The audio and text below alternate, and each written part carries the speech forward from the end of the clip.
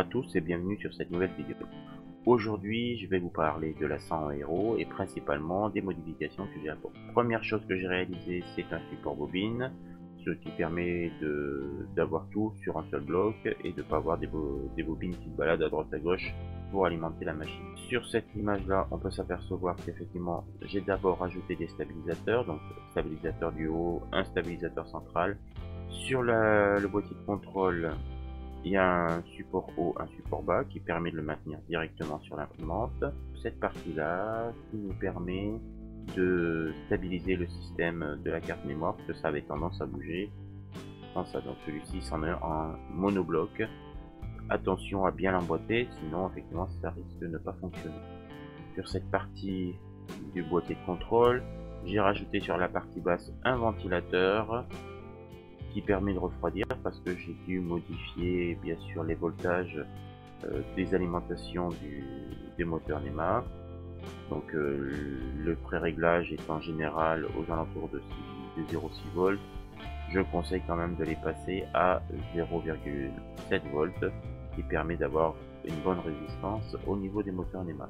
Sur la partie extrusion, donc là on a le moteur d'extrudeur, un extrudeur de type disque de son que j'ai légèrement adapté et un ventilateur pour refroidir, donc avec une cage de refroidissement. Donc les deux sont indépendantes. Pour les assembler, il faudra faire attention. C'est un tout petit peu de difficulté, mais l'avantage c'est que ça ne bouge pas. Une tête d'extrusion E3DV6 que j'ai acheté en kit avec son ventilateur pour quelques euros. Au passage, je mettrai les liens Thingiverse et les liens où j'ai acheté mes pièces. Donc on a cette première partie, donc c'est une pièce que j'ai renforcée, donc j'ai trouvé sur Thingiverse, mais après plusieurs impressions, je me suis aperçu qu'elle se déformait. Donc là, celle-ci, elle ne bouge pas. Voilà, j'ai pas de problème, elle bouge pas. Au passage, on peut voir mes petits élastiques imprimés avec du filament élastique.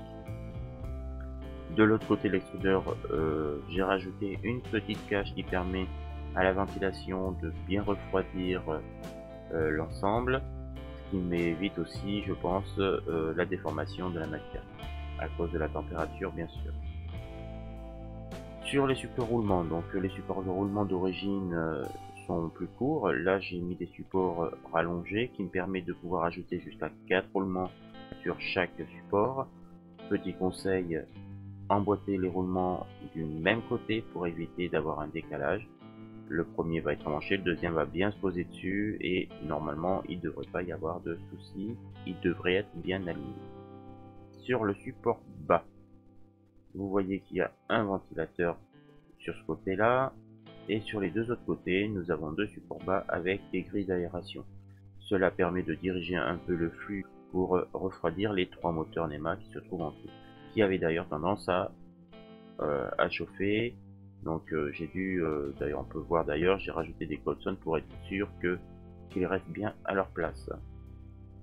Donc en vue de dessous, donc j'ai dû imprimer ces pièces support moteur NEMA que vous trouvez aussi sur Thingiverse. On voit quand même qu'il y a un petit creux dans le vide, donc j'ai rajouté des petits patins qui permettent que les moteurs puissent se reposer au sol. Bon, au niveau des branchements, ça reste quand même assez standard. On revient un peu sur cette image là où on voit le boîtier, et dans ce boîtier j'ai rajouté un bornier, un MOFETT, et le ventilateur c'est le petit ventilateur d'origine qui était dans l'extrudeur que j'ai récupéré. Il est largement suffisant pour venir refroidir l'ensemble, donc ça chauffe pas énormément. Le MOFETT est branché sur la résistance de l'extrudeur. J'ai rajouté bien sûr les branchements des ventilateurs. Une alimentation PC, c'est largement suffisant pour alimenter le tout. Au niveau des paramètres de la machine, donc pas grand chose à faire en réalité. Nous avons juste à modifier donc ce que j'ai mis en bleu. Donc nous avons juste à rajouter M92 avec X104,8, Y104,8 et Z104,8, et pour le moteur extrudeur E97. Donc on a les G28 et le M203 qu'il faut surtout pas oublier pour que tout fonctionne correctement. Donc au niveau de mes paramètres Cura, donc là je suis sur la dernière version de Cura. C'est relativement simple. Les choses principales, bon, hauteur de couche, moi je travaille à 0,15, température je suis à 205, le diamètre donc du filament c'est 1,75, je suis à un débit de 105%, qui est très bien, vitesse d'extrusion j'ai à 70, vitesse pardon, de rétractation 70, et un déplacement minimal de rétractation de 2,5 mm, ce qui m'évite largement les petits dépôts de filaments qui viennent entre deux se déposer. J'ai pas de souci à ce niveau là. Et la vitesse d'impression qui est là j'ai choisi 30 mais on peut monter facilement à 70, et la vitesse de déplacement qui est à 70. Voilà, mais moi à 30 ça me convient largement, surtout quand on travaille à une hauteur de couche de 0,15. Donc là j'ai enlevé d'autres choses, mais les épaisseurs de couche par exemple du dessus dessous sont à 1 mm,2 à peu près. Elle tourne très bien, j'ai pas de souci avec. Voilà, le ventilateur de refroidissement il tourne bien. Voilà, l'extrudeur fait très bien son travail. Voilà. Au passage, vous voyez le branchement des fils. On va revenir un petit peu dessus. On va revenir un peu en arrière. Voilà. Vous voyez ici à droite, on est sur le premier, c'est le branchement de l'extrudeur. Bien sûr du rouge, vert, bleu, noir. Attention sur la fiche, le dernier branchement du bas ne sera pas branché. Voilà, quand vous changez, vous récupérez ces fiches là. Et les moteurs d'origine ont 5 fils, là il n'y en a que 4, ce sera les 4 premiers branchements. Et les moteurs des 3 axes, ça sera bleu, vert, rouge et noir. Voilà, donc pour cette partie là. Et ben voilà, cette vidéo est terminée, j'espère que cela vous a aidé pour faire évoluer votre 101 Aero. Donc c'est pas une imprimante que je vous conseille en général, mais dans cette configuration elle est super sympa. Donc pour ceux qui l'ont déjà, vous savez déjà comment ça fonctionne au niveau de Cura pour enregistrer vos fichiers. Pour ceux qui ne savent pas, qui veulent acheter cette imprimante, ben, je vous la conseille pas spécialement, sauf si vous voulez vraiment la modifier dès le départ.